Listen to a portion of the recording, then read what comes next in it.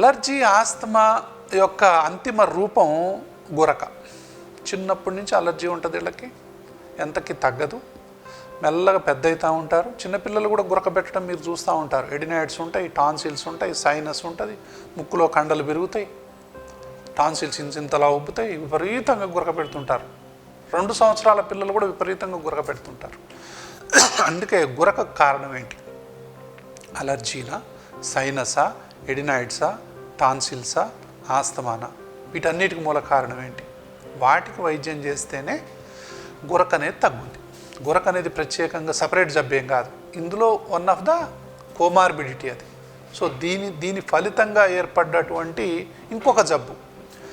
అంతే తప్ప ఇప్పుడు పెద్దవాళ్ళలో కూడా గురక విపరీతంగా పెడతారు. ఎన్నో కారణాలు ఉంటాయి గురక రావటానికి. అంటే మన ఫేషియల్ యొక్క బోన్స్ అమరికల గురించి కానివ్వండి, చిన్ననేది వెనక్కుపోవటం వల్ల కానివ్వండి, ఈ డెంటల్ యొక్క మాల్ అలైన్మెంట్ వల్ల కానివ్వండి, విపరీతమైనటువంటి ఒబేసిటీ వల్ల కానివ్వండి, ఇవి ఉంటాయి. తర్వాత అబ్స్ట్రక్టివ్ స్లీప్ యాప్నియా అంటాం, OSA.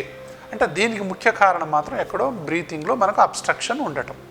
అబ్స్ట్రక్షన్ సైనసా, ముక్కులో కండల, టాన్సిల్సా, ఎడినాయిడ్సా, ఆస్తమానా ఏంటి?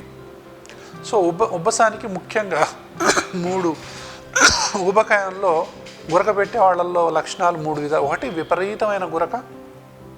ఆ ఇంట్లో ఎవరు నిద్రపోలేరు, ఆ రూమ్లో ఎవరు నిద్రపోలేరు, పక్కింట్లో కూడా నిద్రపోనంత గురక వస్తుంది కొంతమందికి.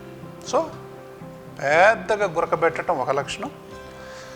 విపరీతంగా లావు ఉంటారు కొంతమంది. లావు ఉండాలని రూల్ ఏం లేదు, విపరీతంగా లావు ఉంటారు ఇలా గురక ఉన్నవాళ్ళు. అదొకటి. విపరీతమైన అతి నిద్ర. అతి నిద్ర అనేది అతి ముఖ్య లక్షణం. ఇక్కడ ఏ పగులు రాత్రి అనేది ఉండదు. ఎక్కడ కూర్చుంటే అక్కడ, ఆఫీస్లో పోయిన నిద్ర, టీవీ చూస్తున్న నిద్ర, ఇంట్లో కాసేపు ఏమైనా సిగ్నల్స్ పడ్డ కాడ నిద్ర, ఎక్కడ పడితే అక్కడ నిద్రపోతూనే ఉంటారు. విపరీతమైన నిద్ర, విపరీతమైన లావు, విపరీతమైన గురక, అన్ని జబ్బులకు ఇది తొలిమెట్టు. ఈ 3 ఉన్న వాళ్ళకి sugar, BP, cholesterol, heart attacks, kidney problems, hypothyroidism, ఇతర హార్మోన్ సమస్యలు, ఎన్నో రకాలైనటువంటి ఇతర జబ్బులని ఇది ఆహ్వానిస్తుంది, ఈ గురక అనేటటువంటి ఈ జబ్బు.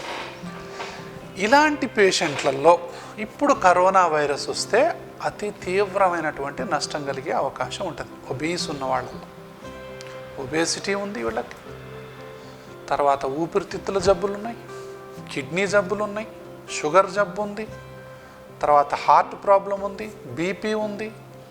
సో ఇట్లాంటివన్నీ కూడా కరోనా వైరస్కు ఒక అనుకూలమైనటువంటి సందర్భం. ఈ పేషెంట్లలో కరోనా కనుక జ్వరపడ్డట్టయితే అతలాకుతలం చేస్తుంది మనిషిని. కాబట్టి ఎవరైతే లావున్నారో, ఎవరికైతే గురకుందో, ఎవరికైతే విపరీతంగా అతి నిద్ర ఉందో, వీళ్ళందరూ కూడా ఫస్ట్ ఇన్ఫ్లుయెన్జా వ్యాక్సిన్ తీసుకోవాలి, న్యూమోకోకల్ వ్యాక్సిన్ తీసుకోవాలి. తర్వాత అలర్జీ ఆస్తమాకు సంబంధించినటువంటి వైద్యం తీసుకోవాలి. ఈ విధంగా మూసుకున్న సిస్టమ్ని మందుల ద్వారా ఈ విధంగా చేయొచ్చు. చాలామంది సిప్యాప్ వాడుతుంటారు.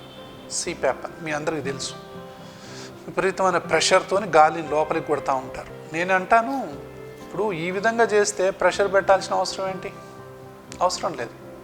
ఈ విధంగా ఉండి ఎంత ప్రెషర్ పెడితే ఏమిటి?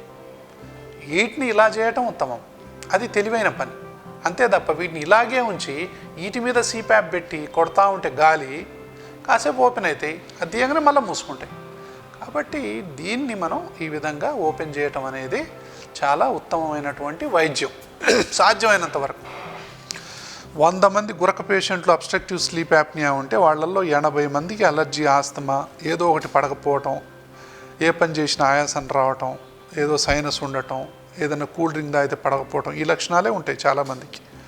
అట్లా ఉన్న వాళ్ళకి వైద్యం చేయడం చాలా తేలిక. వాళ్ళే వ్యాక్సిన్స్ కూడా తీసుకోవాలి. ఇన్ఫ్లుయెన్జా వ్యాక్సిన్, న్యూమోకోకల్ వ్యాక్సిన్ కూడా వాళ్ళు తీసుకోవాలి. తీసుకోవటం వల్ల ఏంటి వాళ్ళకి అంటే కొంచెం రక్షణ కలుగుతుంది ఈ కరోనా వైరస్ వచ్చినా కూడా. తర్వాత సరే నేను చెప్పాను, ఇప్పుడు గురక ఉన్నవాళ్ళు ఈ విధంగా, ఊపిరితిత్తులో ఉన్నవాళ్ళు ఈ విధంగా చేసుకోవటం. మనం ఆల్రెడీ కరోనా వైరస్ వచ్చిన సందర్భంగా ముందు ఊపిరితిత్తుల్ని మంచిగా ఉంచుకోవటం, దాని తర్వాత వెయిట్ తగ్గటం, తర్వాత ఆహారాన్ని బాగా కంట్రోల్ చేయటం, స్వీట్స్, కూల్ డ్రింక్స్, ఆల్కహాల్, పొగ తాగటం ఇవన్నీ తీసేయటం ఈ కరోనా టైం ఉన్నంతకాలం చాలా చాలా ఉత్తమమైన పని. అప్పుడు మనం కరోనాని ఎదుర్కోవటానికి ఎవరైనా సిద్ధంగా ఉంటాం. సరే పొరపాటున వచ్చింది మనకి, అప్పుడు మనం కంగారు పడాల్సిన అవసరం లేదు.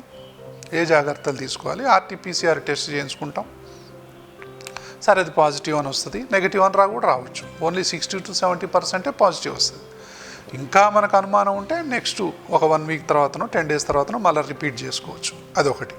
నెగిటివ్ వచ్చినంత మాత్రం నెగిటివ్ అని కాదు, పాజిటివ్ కూడా ఉండొచ్చు. సో ఇలాంటి వాళ్ళు ఏంటంటే సిటీ స్కాన్ బాగా అనుమానం ఉంది, నాకు మా ఇంట్లో 2-3 వచ్చింది, నేను ఊబకాయంతో బాధపడుతున్నా, నాకు కూడా జ్వరం వచ్చింది, నాకు ఒళ్ళు నొప్పులు వచ్చినాయి, నాకు అన్ని లక్షణాలు ఉన్నాయి, తలనొప్పి ఉంది, అంతా ఉంది, కానీ టెస్ట్ మాత్రం ఆర్టీపీసీఆర్ నెగిటివ్ వచ్చింది, యాంటీజెన్ టెస్ట్ నెగిటివ్ వచ్చింది, నేను కరోనా లేదనుకోవాలా?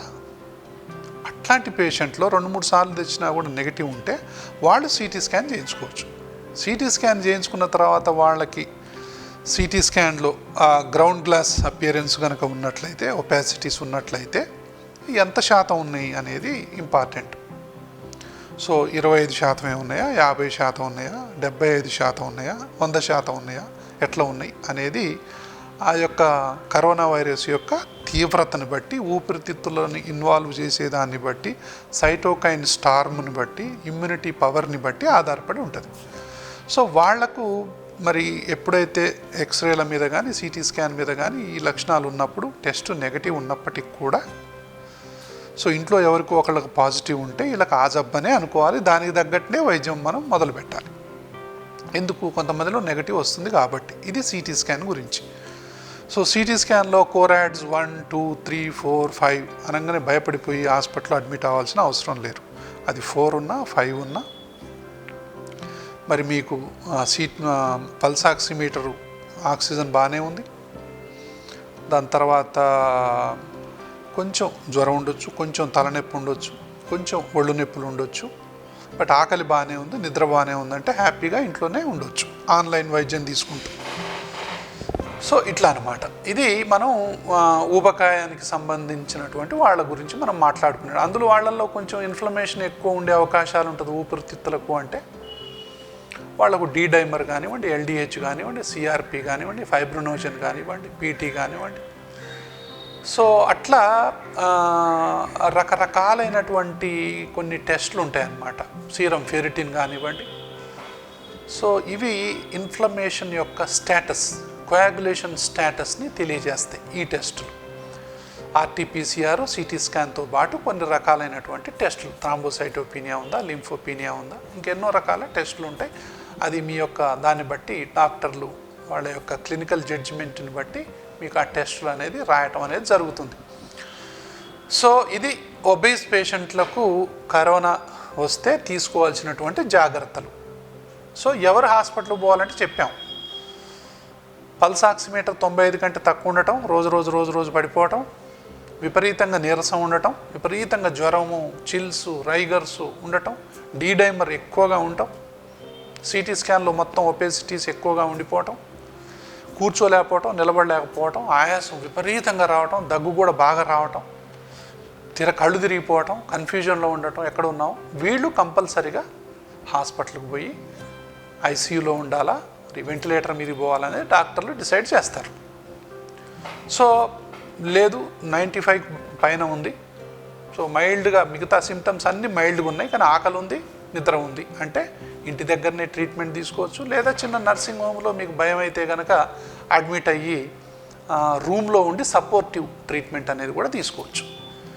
ఇది ఒబేసిటీ పేషెంట్లు కరోనా వచ్చినప్పుడు కానీ, అలర్జీ, ఆస్తమా ఉన్నప్పుడు కానీ, గురక ఉన్నప్పుడు కానీ తీసుకోవాల్సినటువంటి జాగ్రత్తలు. అంటే లైఫ్ స్టైల్ మోడిఫికేషన్ అంటాం. ఓవరాల్గా గురక పేషెంట్లు లైఫ్ స్టైల్ మోడిఫై చేయాలి. అంటే ఏంటి? సిగరెట్ తాగుతున్నాం, సిగరెట్ బంద్ చేయాలి. ఆల్కహాల్ తీసుకుంటున్నాం, ప్రతిరోజు బంద్ చేయాలి. విపరీతంగా స్వీట్లు తింటున్నాం, ఐస్ క్రీమ్లు తింటున్నాం, కూల్ డ్రింకులు తాగుతున్నాం, ఆపేయాలి. సో డైట్ ఏది తీసుకోవాలనేది న్యూట్రిషనిస్ట్ యొక్క గైడెన్స్లో డైట్ తీసుకుంటూ ఉండాలి.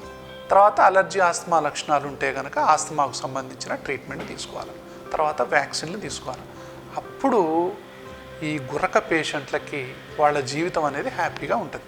We'll be covering all topics which commonly affect patients on a day-to-day basis. For more this type of doctor advices or opinion or any other things, దయచేసి doctors advice ఛానల్కి like చేయండి, comment చేయండి, share చేయండి. Subscribe. to this channel, Doctor's Advice. 10 మందికి ఉపయోగపడేలాగా చూడండి. Thank you so much.